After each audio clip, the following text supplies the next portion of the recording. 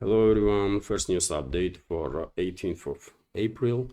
Now it's 11:30 in the morning Moscow time, and I have prepared quite a number of news on some major developments that Russian media and public pay attention to, and I hope you will find this update informative and interesting, and if so, please click that like button, leave some commentary, share information about my channel with your friends or the video itself, and if you can, dear friends, please watch my updates on Rumble, where today I'm gonna have a live stream at 6 o'clock in the evening Moscow time, and I really hope at least some members of our community will find time to join the conversation. I definitely don't want to be alone on that live stream. Long time since I had a live stream on Rumble, really long time, but from now I'm gonna resume live streams there. And of course, before live stream starts, some 10-15 minutes before that, I will post about live stream on my Twitter X and Telegram page, and also on the community page on YouTube. Just to remind you. So yes, that's been said. I will be immensely grateful, of course, if you will consider to support my work and this project. This week, it is Friday today, isn't it? And this week, a project only received like 2 donations on Monday, by the way, and since then, nothing. So it will be nice if project gets some support. And in case you are considering, all the links you can find under this video in the description box and in the pinned comment. Okay, quite long intro, but anyway, let's go through some news now. And the TASS news agency is reporting, based on Russian Defense Ministry, that Russian armed forces liberated settlement of Preobrazhenka in a DPR. I reported about this yesterday in a second update on my Patreon.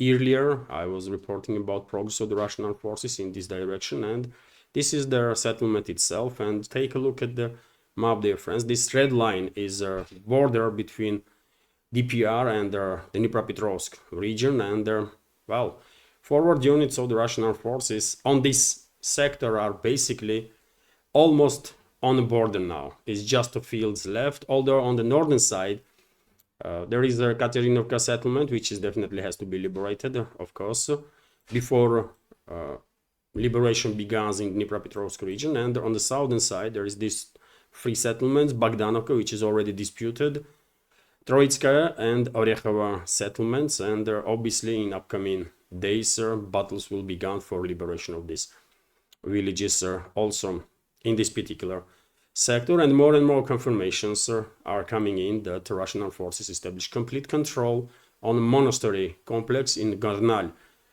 area, where significant number of Kiev regime's troops were trapped, encircled basically, and after they refused to surrender, Russian armed forces had no option but to conduct assault operation, and this grouping of forces, encircled grouping of forces of Kiev regime, was completely destroyed. And now just 2 settlements remain in the Kursk region under control of enemy forces, Aleshnya and Garnal, and probably before end of this week both these villages will be liberated. That's been said, let's go through some other news now. And well, today headlines being made by statements from statements that were made in Europe by leadership of anti-Russian coalition. And for example, Vzгляд is reporting that US aims for a full ceasefire in Ukraine in coming weeks, which is quite a statement to make, isn't it? And I think unrealistic. But anyways, let's go through this news. At the meeting in Paris, American officials discussed with their European counterparts the possibility of achieving a ceasefire in Ukraine in the coming weeks. Bloomberg reported, according to publication, American officials expressed desire to achieve a ceasefire in Ukraine within weeks. Sources note that the United States sees significant progress in this direction and intends to accelerate the process. American representatives in negotiation with Europeans focused on finding ways to end the armed conflict and achieve a lasting peace. In particular, specific steps and measures that could lead to long-term sustained settlement were discussed. According to publication, there are discussions in Paris concern not only the ceasefire but also future prospect for peaceful coexistence in Ukraine. Okay, no specifics, what exactly, no nuances, what exactly sides were discussing. And I reminded your friends that in Paris, French capital, there was meeting between representatives of US, and US delegation was led by State Secretary Marco Rubio. There was a French leadership there, obviously, leadership of UK. Also, representatives of Kyiv regime were there.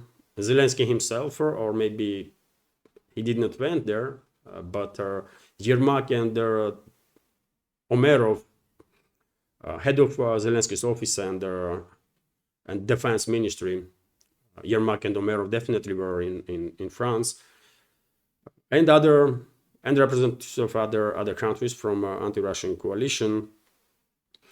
And yes, we have no nuances, but statement itself, by the way, that in a couple of weeks' time, full-scale ceasefire can be achieved is quite a bold statement, and in my personal opinion, not really realistic. And I have a short video, by the way, from Marco Rubio. He also said something interesting. Let's listen to it and discuss. Try to figure out very soon, and I'm talking about a matter of days, not a matter of weeks, whether or not this is the war that can be ended. If it can, we're prepared to do whatever we can to facilitate that and make sure that it happens, that it ends in a durable and just way. If it's not possible, if we're so far apart that this is not going to happen, then I think the president's probably at a point where he's going to say, well, we're done. You know, we'll do what we can on the margins. We'll be ready to help whenever you're ready to have peace. But we're not going to continue with this endeavor for weeks and months on end. So we need to determine very quickly now, and I'm talking about in a matter of days, whether or not this is doable over the next few weeks. If it is, we're in. If it's not, then we have other priorities to focus on as well.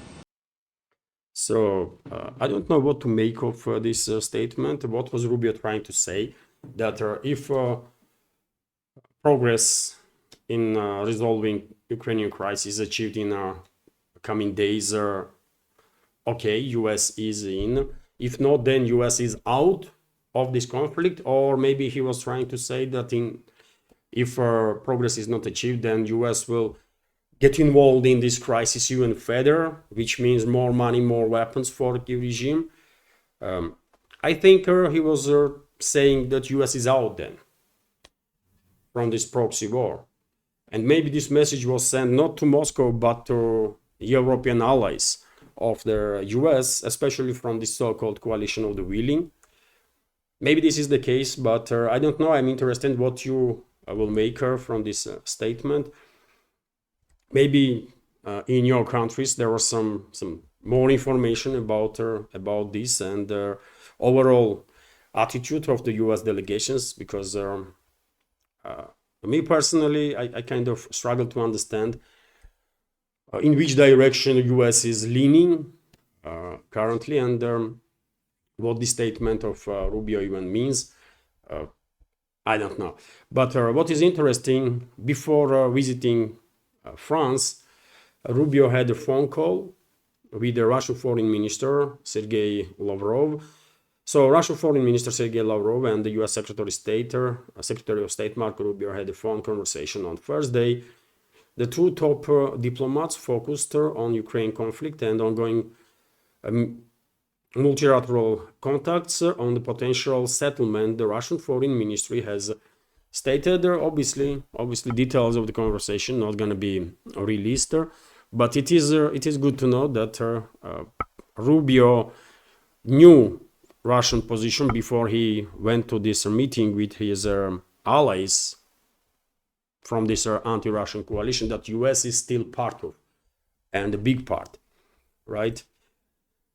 But when it comes to ceasefire, by the way, we all understand that it's just wishful thinking on the part of Rubio there, that ceasefire can be achieved in a couple of days or a couple of weeks' time.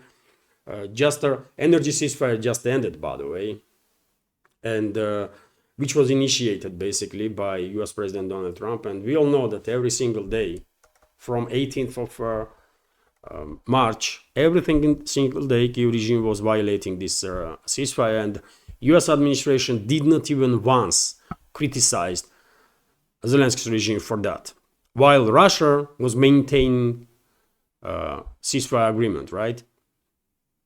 Which is no longer in force. Today, Russia has every right. This agreement is no longer in force. So therefore, today and any other day, Russia can take out any energy facility on Kyiv-controlled territory. But while ceasefire was in place, Russia was obeying agreement, acting based on agreement. Kyiv regime was violating it on a daily basis. No criticism from Washington for that, and therefore, you tell me how Russia can sign up for any other agreement on a ceasefire or whatever with the Kyiv regime or the Washington, no matter who will mediate, really, or who will play the role of mediator, because we all understand that US is a party in this conflict and in no circumstances should be considered as a mediator, right? And we have Nebeznyar's statement, by the way, official representative of permanent representative of Russian Federation in the UN. And the headline is here that Nebeznya called a quick ceasefire unrealistic due to Kyiv's actions. So Russia's representative to UN, Vasily Nebeznya, believes that at this stage, a ceasefire in Ukraine is impossible due to Kyiv's failure to comply with their agreements on a moratorium on attacks on energy facilities. That's exactly the case, by the way, that I make. I have not read this news beforehand. I just see a headline and I understood that this was interesting. And I'm sharing this news. I'm reading it right now, as you. So, yes, it is the point, by the way, that Kyiv regime is not negotiable. Anything that Kyiv regime will sign up for is just nothing, really. And violations of the energy ceasefire clearly demonstrates that. So therefore, I guess until regime change in Kiev, until some other more adequate people will be in charge there, I don't think Moscow will even consider seriously to have any talks or any agreements with them when it comes to final resolution of the conflict, or even temporary measures like temporary ceasefire for 10, 20, 30 or whatever days, right? So me and Nebeznya have a similar take, seems like. And of course, it's not just that Kyiv regime is unnegotiable, by the way. We should keep in mind that the globalists and their puppet regimes in Europe, in UK, in France, in Germany, in other European NATO member states are all about further escalation. They are all about further escalation, and that's why I think maybe Rubio was addressing his or America's European allies that if you are on same page with us, okay, we are in. Let's do the escalation. If you are not, then we are out. Maybe that's what that message was directed towards Europeans, because it is clear that this so-called coalition of willing is created for further escalation. And as a example, by the way, nothing to be said about constant talks about deployment of European NATO troops into Ukraine.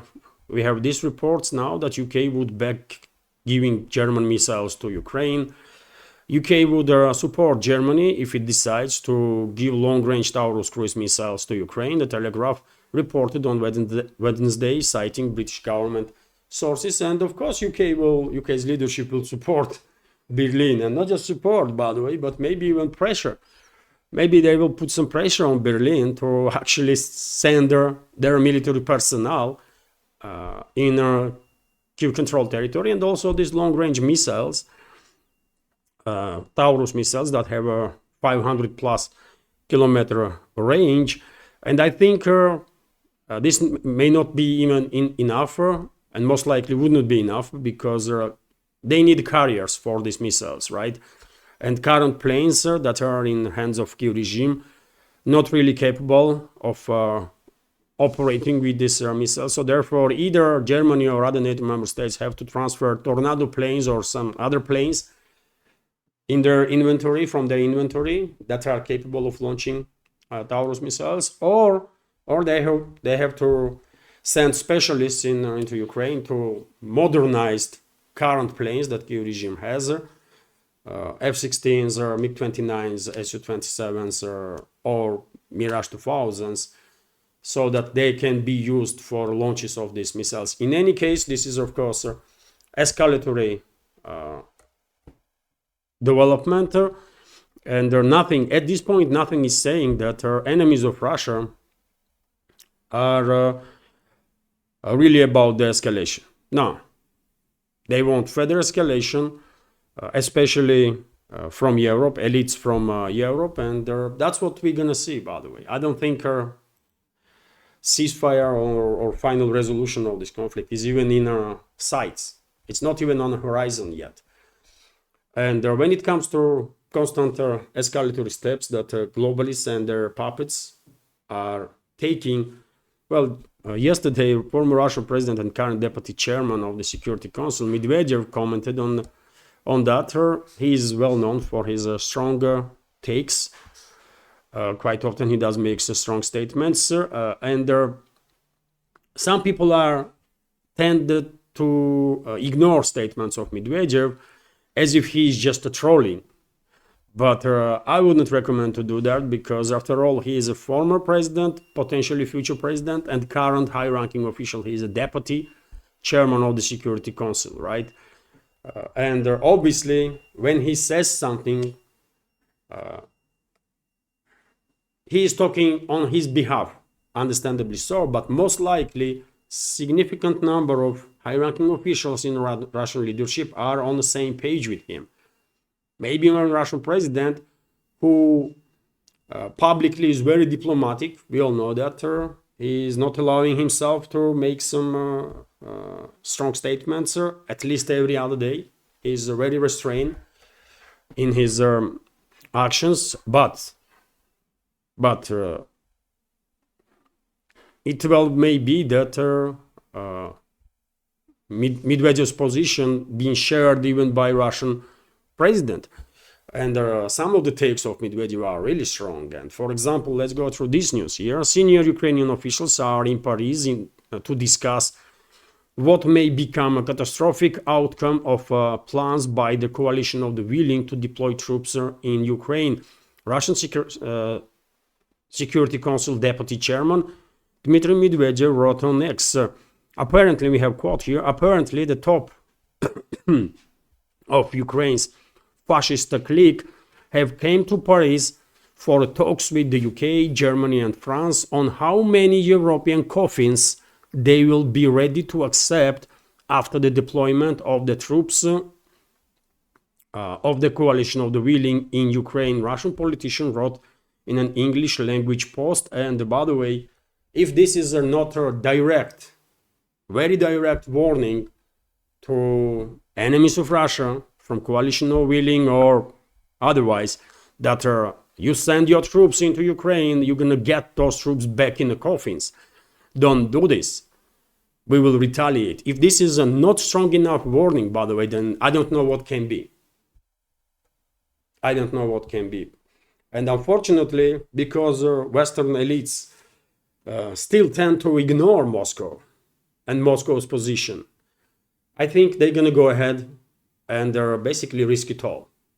They're gonna send their troops into Ukraine, and well,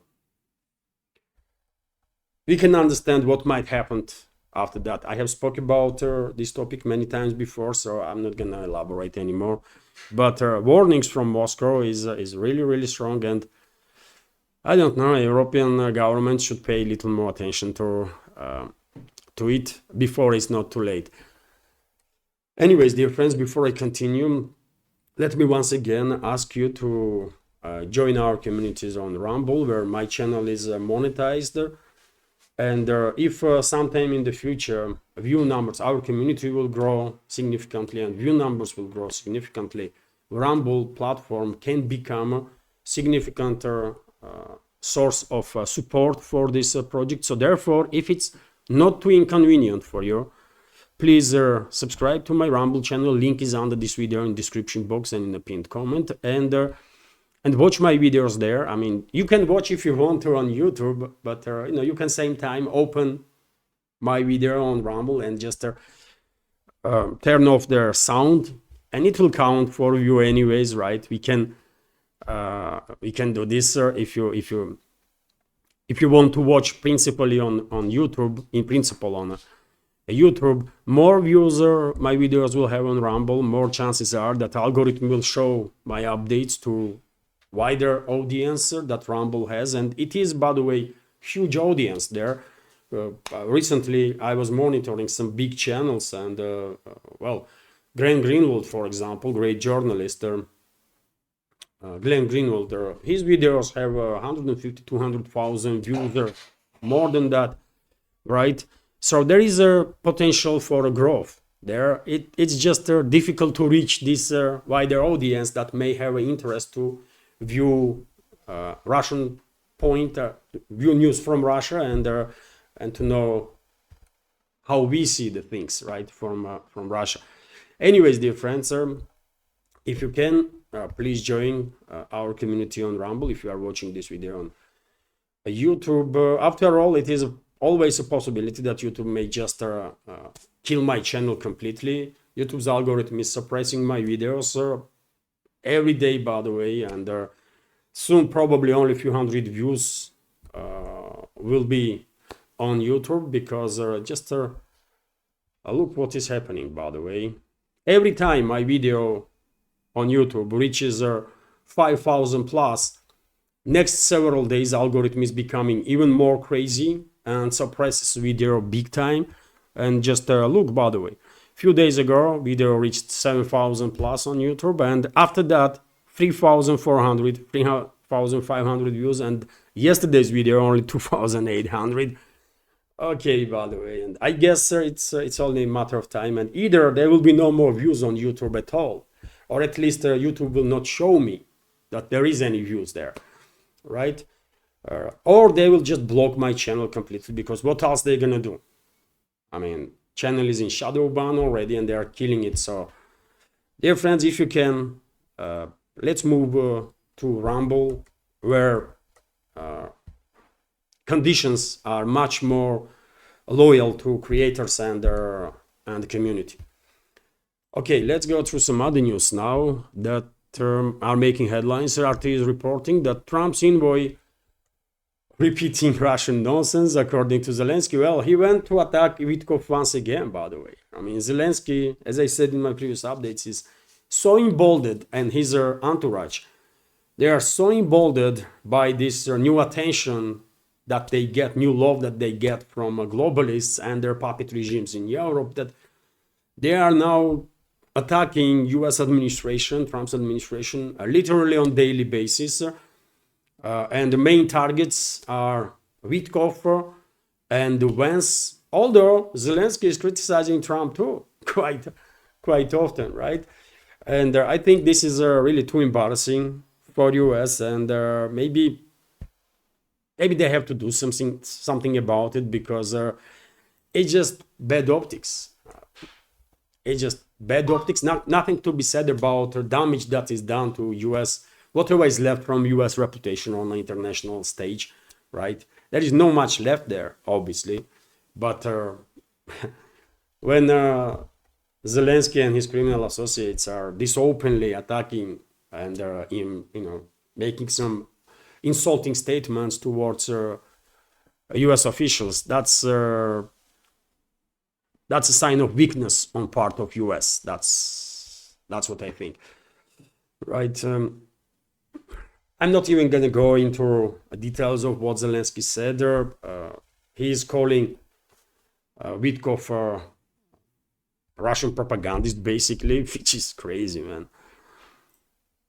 RT is reporting also that the US and Ukraine signed a memorandum on a mineral resources deal yesterday.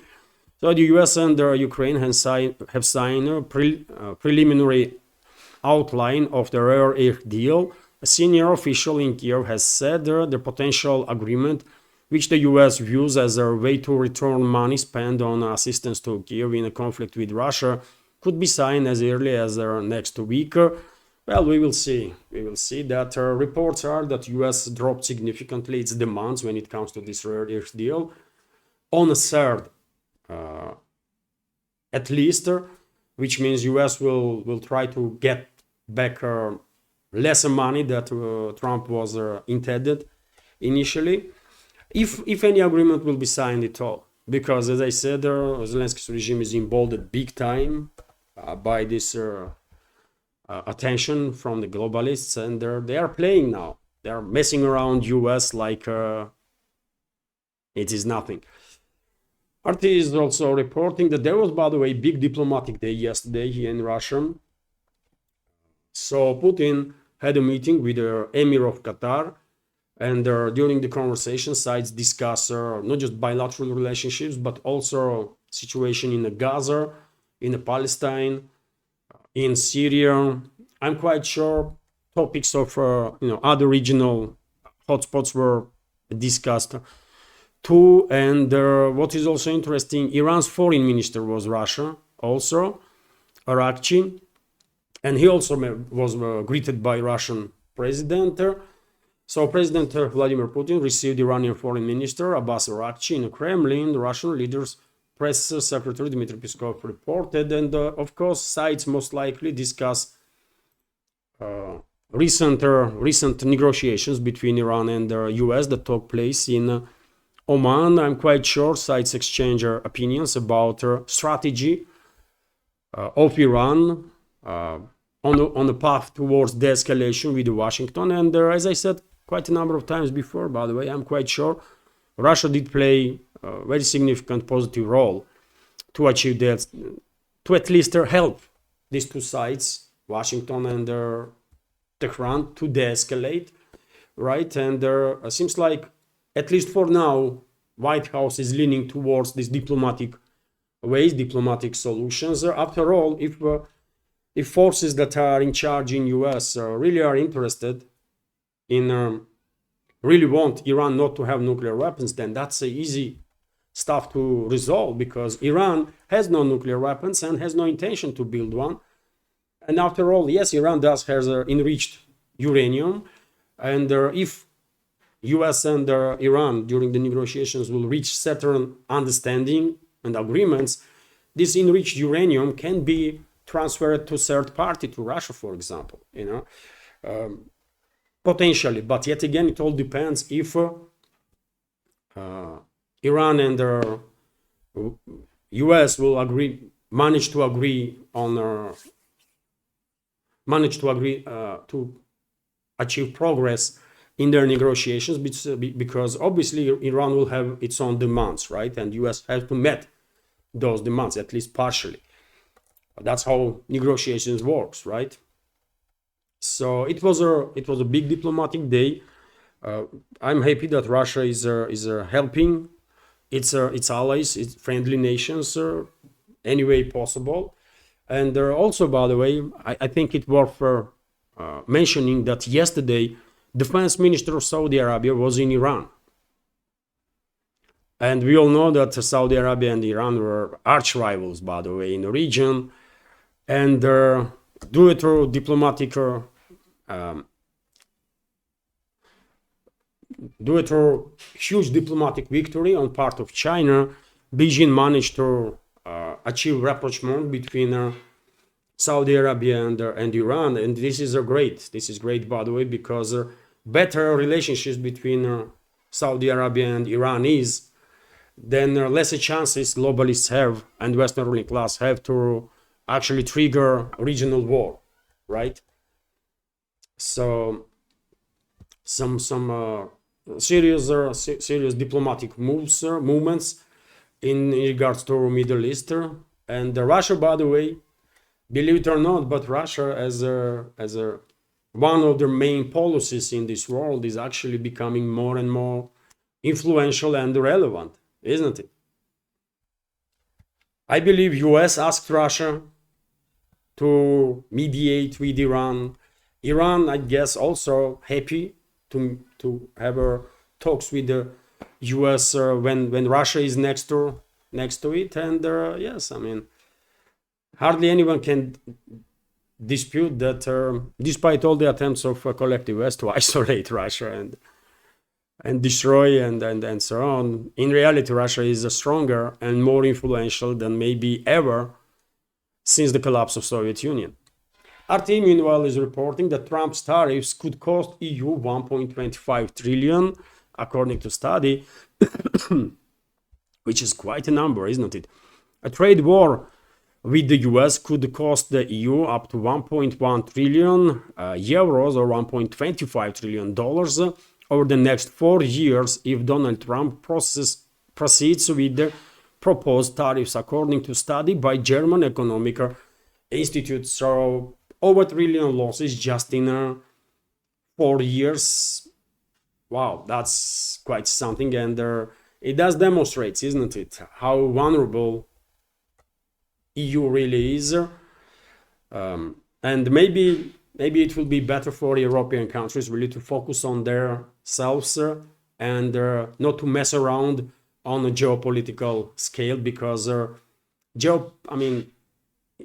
Europe is an irrelevant part of Eurasia, right? It's just somewhere there that no one cares about, except people that lives there. And these people are forgotten. People that are living in Europe are actually forgotten by their own governments, right? And the bureaucracy. So it would be better if these officials in EU or EU member states will more focus on their own people, their own countries, less, and spend less time and resources waging proxy wars against Russia or anyone else, right? And spend less time messing around some big guys on geopolitical scale. Europe is down, by the way. I said it many times, and I'm on regular basis, by the way. Every other month, my belief is stronger and stronger that give it another 20, 30 years, by the way. And Europe, majority of the European states are gonna be they're gonna lose relevance absolutely. Europe is destined to lose its relevance absolutely, and only countries in Europe that will be in a more or less better shape is the countries that will have good relationships with Russia. That's it. Pure and simple. Also, by the way, Russian ruble is getting stronger and stronger. You might want to know that. It's 81 ruble now for a dollar. And this is not just because ruble is getting stronger, but also dollar is getting weaker, by the way. Due to this whole trade war, tariffs war, and so on, investors are dropping dollar, right? And the risks are that China may go big on dollar, on dumping dollar, and whatever papers or whatever shares they have when it comes to US. And China is one of the biggest donors of US, right? They have about $1 trillion.